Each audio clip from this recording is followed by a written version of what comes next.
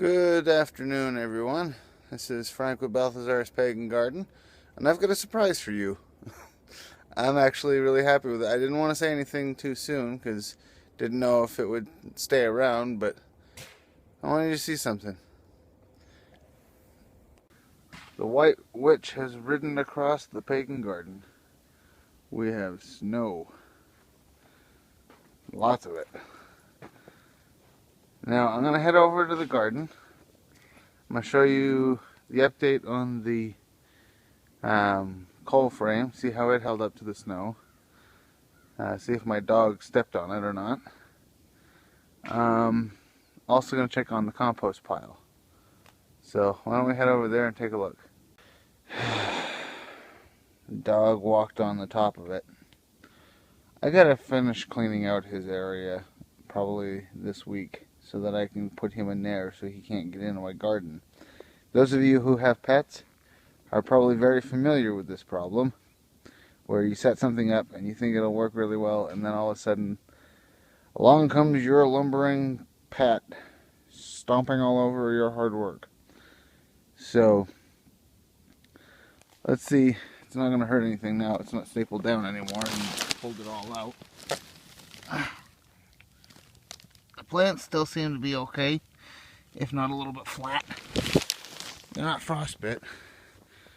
When the snow melts, I'll take the plastic off. I'll find another way to cover this. Here's the new compost pile. Doesn't really smell bad. Let's see if it's steaming, shall we? I'm gonna open it up and then come right back. Well, no real steam to speak of. And I can smell it breaking down though, so that's good. So we'll close this up, we'll leave it alone. Let the snow make it nice and wet. Mostly oak leaves, by the way. Oak leaves, maple leaves, about 5 gallons of food waste, somewhere in the middle there. Since we're already on it, and at the composter, I realized, although I half showed you guys how to make this composter, didn't really explain how I intended to use it. So, I'm already outside. I'm already out in the snow. Might as well walk you through how it works. Oh, sorry. Knocked over a shovel. Okay. This is a 3-stage composting machine. Now, the 3 stages are as follows. New compost. This compost is turned continuously every couple of weeks. This compost is maintained at a certain moisture. It is constantly fed with new scraps. It is given yard waste and everything else. Now, once a pile has been built in here, you keep it full, as long as you have materials. Now, in this situation, I know I've got leaves, I know I've got everything else around the yard that needs to be raked up, but the snow fell before I could do it, so I'm going to rake that up later. But this pile has already reduced by half since I put it in here. It was all the way up to the second board down, right there, when I loaded this thing up. It's already shrunk quite a ways. Now, this bin is just slightly bigger than what everyone recommends. The 3 foot by 3 foot by 3 foot cube meter of compost. This bin's actually right around 4 foot by 4 foot by 3 feet. So it's a little bit broader than what they recommend in all the books. It's not too bad though, because it does its job and it does it well. Now, the second stage is kind of complicated. Oh, by the way, first stage has a good proper door on it. I've got a latch. I've got hinges. The reason is because I need to get into here quite often. Now, second stage of the compost breakdown process is actually using these two stages, the sifter and the second bin.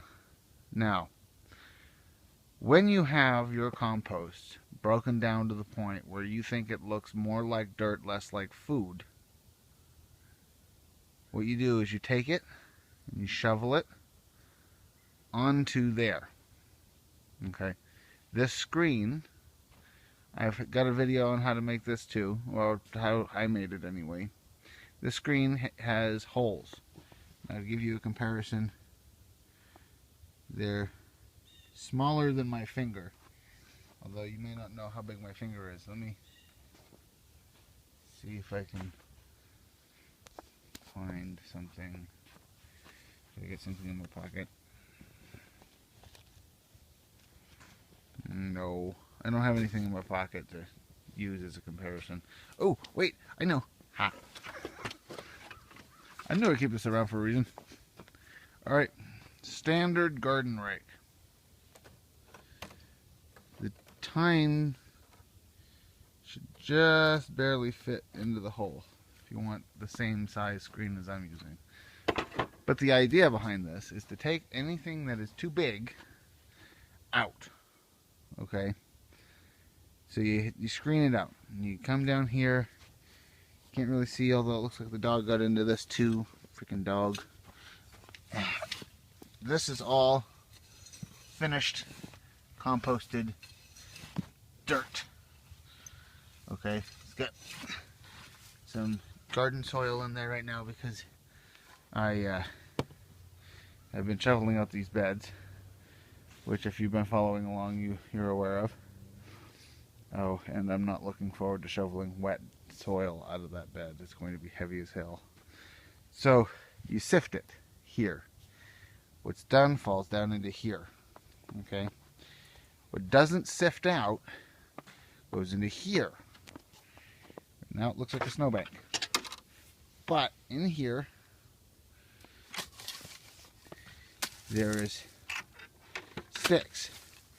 There is grass. There is wood. Anything too big to have already broken down. Now this pile sat there for a year, roughly. Okay, from when I emptied the bed out at the beginning of last year, or this year when I did the grow bed. Remember?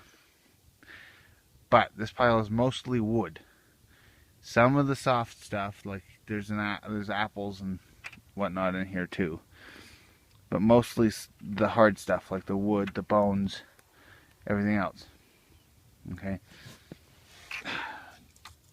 And because my property seems to be a catch-all for garbage, I don't know if it's because of the wind or if everybody in the neighborhood just thinks that it's funny to throw trash in other people's yards. Haven't figured that one out yet. I have a trash bin next to the sifter on purpose because I found toy cars and little soldiers and styrofoam and warhead wrappers and all kinds of stuff in my compost, which I didn't put there. It just ended up there. So that's another reason to sift it. So at any rate, this compost is what we call a cold pile. It's a long-term pile for large, hard to break down things like sticks and logs and whatnot. Now, I'm not planning on growing anything in this pile because I don't think it will help break down anything very fast. But if something were to sprout, let's say an apple tree, right? From one of these apples I threw in there, or to sprout in this bin, that's fine. I will leave it alone until I go to take the stuff out, or if the tree gets too big, I will leave it alone. If the tree gets too big, I'm going to take it out and I'm going to put it up against my fence. But if it just kind of chills and uses a little bit of the nutrients and helps break down the stuff, that's cool too. You know, potatoes and anything else. Come out. out of here. And I'll leave it alone until I need to move this pile. So there's that. This door has 4 hook and eyes holding a pallet up, because I don't need to get into it as often. I don't need access to it as often. Yes, I'm leaving my tools outside. Those of you with animals might know why. Those of you who don't have animals, or have animals that behave better than my dog, won't know why. And the reason is because he won't try to get around these tools to dig into my compost pile. Alright, so I'm backing up. This is the Pagan Garden 3-stage composting machine. The miraculous thing about this is that this whole unit, the whole thing, cost me under $10. I took down part of my fence because it was rotting and it wasn't really doing anything anymore. And I used the hinges from the gate there. I used the latch from the gate on the door. I got the pallets for free. I took screws out of the old fence and used those. I took screws I had lying around and used those. I bought, with my mom's help, my mom actually bought this for me. I got this diamond mesh chicken wire stuff, which is awesome. Oh, here's another thing that doesn't fall down into the pile, which is okay because this is small, it's organic matter, it goes good in the long term because it acts for a good host for microbes and whatnot when it breaks down to help speed up the rest of the pile. But anyway, I've got no gate here, don't need one. I've got a gate there with the hook and eyes. I got the gate there with the hinges. Got the little shelf in the back. It helps me support everything. I've got a runner bar across here so that the sifter doesn't fall off. You know, so this composting system was almost free.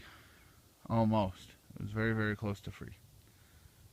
Except for the time it took me to build it and the little bit of money I put into the hardware. And it works really, really well. Because if you ask me, in 1 year, going from sand to that is pretty awesome. Alright, let's wrap up the video. I'm cold. I gotta get back inside. I got some chores to do. So, here we go. That is a brief walk around the Balthazar Pagan Garden. And I've tried to put this up on a video more than once. But essentially, I'm going to change the way I end these videos. So I really, really like the fact that, you know, you guys are coming along with me for this. You guys are, you know, helping me out with your ideas, giving me support, making this gardening experience less stressful, more enjoyable. I really enjoy the gardening part of it, but I also really enjoy the fact that you guys enjoy the gardening part of it too. How do I put this?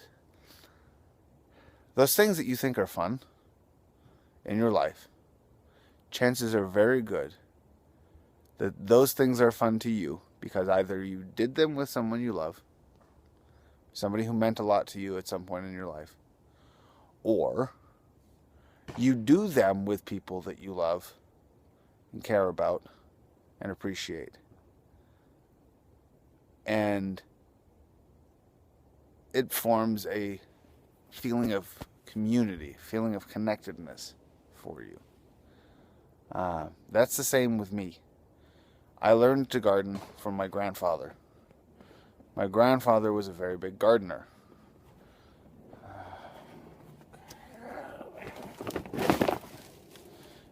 Sorry, my table got uncovered and snow got on it. Have to clean it off later. I learned to garden from my grandfather. My grandfather taught me how to do flowers and a little bit of vegetables. But most of the vegetables he grew towards the end there were perennials because he'd already planted them and they were there for him. I need to set up perennials for myself, but at the moment I ain't got the money to do it. I'd love to get some rhubarb and some other things. I do have one perennial now, Jerusalem artichokes. But anyway, back to what I was saying. So that and my mom gardens. My mom does these beautiful flower gardens. She probably learned it from her father and my grandfather. And so gardening for me is a family affair. My wife doesn't get outside and garden. Her 2 kids don't get outside and garden. When Xander gets old enough, Xander, if you're watching this in the future, I really hope that you did. When you're older, I'm hoping that you'll garden too. But if you don't, that's fine. I understand. But yes, I'm really hoping that Xander will take to gardening. Right now, he loves the garden. He loves coming out and sitting with me and looking at the plants and everything else. It's great.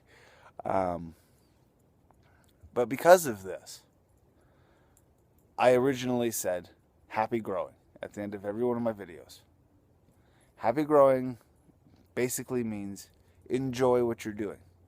It might be stressful, it might suck sometimes, but enjoy what you're doing.